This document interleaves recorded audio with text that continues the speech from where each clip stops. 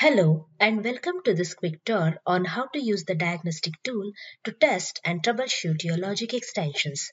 The GD Edwards Orchestrator Studio provides a web-based user interface to create logic extensions which enable you to create business logic to perform operations such as string manipulation, arithmetic calculations, conditions, loops, and even table input and output. The logic extensions can then be incorporated into orchestrations to perform their desired function. These logic extensions can become complex and you may need a tool to see what's going on in each step and to resolve if there is an issue. Using the diagnostic mode, you can troubleshoot a logic extension by verifying the values of the variables, data structure items, and all the system variables at each step. Let's consider a scenario where Rosie, a business analyst, has developed a logic extension that evaluates the salary for active employees. As part of this task, the logic extension checks the number of active employees. When Rosie runs this logic extension, she sees 88 active employees. But in the Work with Employee Information application, she sees 90 active employees. This mismatch indicates that something is wrong with the logic extension. Let's see how we can troubleshoot this issue using the diagnostic mode.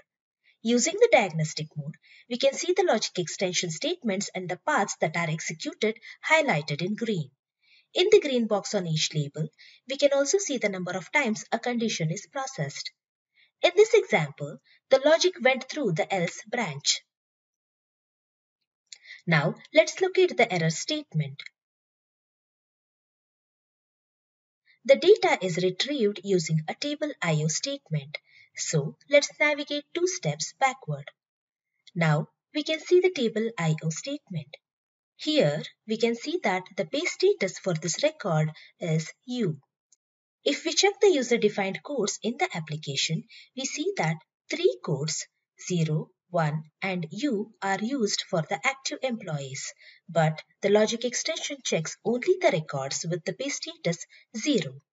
This is the bug that is causing a difference in the number of active employees between the logic extension and the Work with Employee Information application. To fix this issue, let's change the condition. Here we can see that the base status is equal to 0. Let's change this to a list that includes all the codes, that is 0, 1 and U. Let's test this again. And now we can see all the 90 active employees. Wasn't this an easy way to debug and resolve the issue?